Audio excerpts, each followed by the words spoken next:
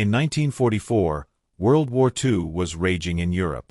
France was still under Nazi occupation. German troops controlled the towns, cities, and roads. But in the small village of Aixe-sur-Vienne, something unexpected was happening. A boy of just 6 years old, born in Aixe-sur-Vienne, became one of the French resistance's most valuable spies. Marcel Pinte, a boy on a small bicycle, crossed enemy lines while Nazi soldiers smiled at him, unaware that he was carrying messages that could change their fate. This is the incredible true story of Marcel Pinte, known as Quinquin, the youngest spy to fight against the Nazis and fool the feared Gestapo right under their noses. These were the darkest days of World War II. France had fallen under Nazi control in 1940, and while many surrendered, others decided to fight from the shadows. Among them was the Pinté family, with their estate in the Corrèze region of central France. Eugène Pinté, Marcel's father, became the leader of a French resistance group, but they needed a way to communicate that wouldn't arouse suspicion. And that's where our little hero comes in. Marcel, with his innocent face and carefree smile, became the perfect messenger. Who would suspect a little boy riding his bicycle along country roads? German soldiers watched him go by, some even ruffled his hair sympathetically, little imagining that this little boy was carrying information that could cost them their lives. The resistance network operated by the Pinté family was called Confrérie Notre Dame, and was crucial to the Allies. They transmitted information about troop movements, weapons locations, and Nazi plans. Marcel carried hidden messages on the handlebars of his bicycle, in the soles of his shoes, or simply memorized them, when the adults couldn't move without raising suspicion. For nearly 3 years, this little hero eluded Nazi surveillance with a bravery many adults would envy. He moved like a shadow between villages, carrying vital information that aided sabotage and secret operations. Agents of the Gestapo, the Nazi secret police, never imagined that this blond boy with the angelic face was actually one of their most dangerous enemies. The most impressive thing is that Marcel never revealed his secret, not even when under pressure. One day, a German checkpoint stopped him and searched his bicycle. Marcel remained calm, acting like a scared child who just wanted to get home. The soldiers, moved, let him pass, unaware that they had just leaked crucial information about an arms convoy. Marcel's life was filled with constant danger. On one occasion, he had to hide in a hayloft for hours while German soldiers searched for members of the resistance on the farm where he was staying. Any sound, any movement, could have betrayed him and meant death not only for him, but for all those he protected with his silence. As the war progressed, the resistance's operations became more daring and dangerous. The Nazis intensified their hunt for terrorists, as they called the resistance fighters. The Pinté family was increasingly under surveillance, but Marcel continued his work, transporting crucial messages that helped coordinate sabotage attacks on Nazi-held infrastructure and rescues of fallen Allied soldiers. What made Marcel special wasn't just his young age, but also his exceptional intelligence. By the age of 6, he had memorized complex codes and secret routes. He could identify military uniforms and ranks, knew when it was safe to move and when to hide. He had the ability to remember long messages word for word, a skill that saved many lives. The actions of Marcel and his resistance network did not go unnoticed by the Allies. The information they passed on helped pave the way for D-Day and the liberation of France. While great armies clashed in epic battles, this tiny, invisible soldier was fighting his own war, a war of wits against an enemy who never expected to encounter such a small adversary.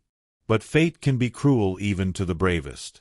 In August 1944, when France was on the verge of liberation and victory seemed within reach, tragedy struck. During an Allied paratroop operation that Marcel helped coordinate, a gun accidentally fired. The bullet struck the little hero, who died instantly. He was only 6 years old, but he had lived like a giant. Marcel's death was a devastating blow to the local resistance and his family. The young spy, who had evaded the feared Gestapo for years, didn't live to see the liberation of his beloved France. His funeral was discreet, as had been his heroism, but those who knew his story knew they had lost one of their most valuable members. After the war, Marcel Pinté's story remained almost forgotten for decades. His family, still grieving over the loss, spoke little of him.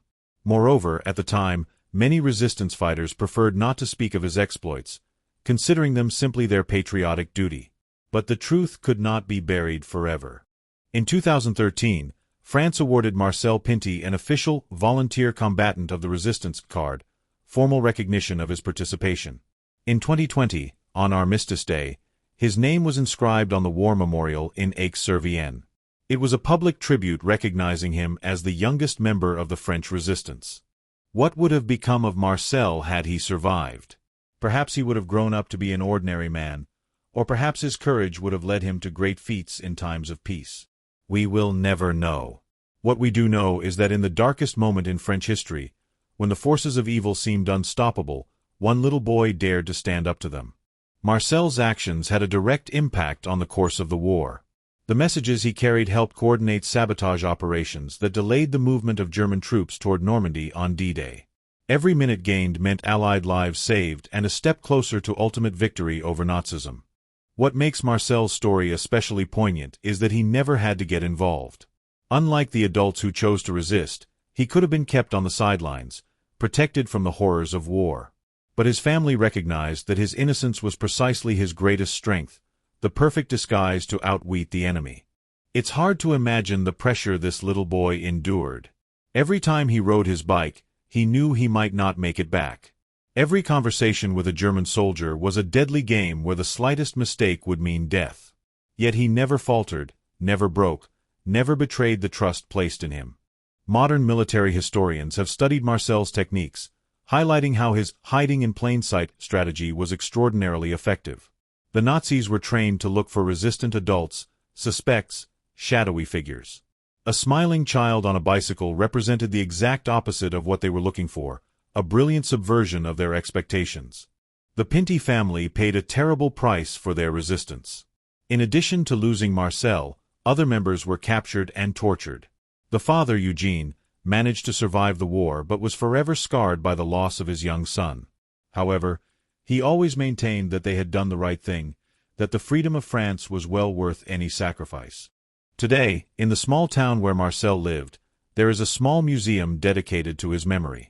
It houses some of his toys, his small bicycle, and photographs of the smiling boy who never imagined becoming a hero. Visitors are often surprised to discover that such courage was hidden behind that childlike face.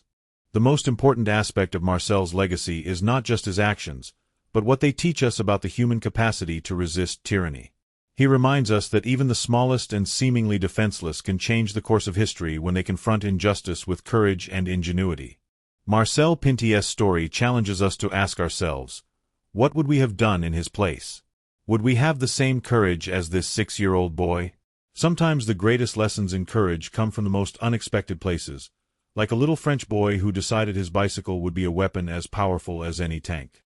In 2020, an independent French film began to tell his story, bringing the tale of this young hero to new generations. Historians and educators have begun to include his case in studies about the resistance, highlighting how the war was won not only by generals and soldiers, but also by unsung heroes like Marcel. Quinquin, as he was affectionately known, teaches us that age should never be a limit when it comes to standing up for what's right. In a world where we often think children should be protected from reality, Marcel reminds us that sometimes they are the ones who can teach us the greatest lessons in courage. When we reflect on World War II, we often focus on great battles and famous leaders. But Marcel's story reminds us that the war was also fought silently, by ordinary people who risked everything for freedom. His small bicycle traveled along paths that changed the destiny of Europe.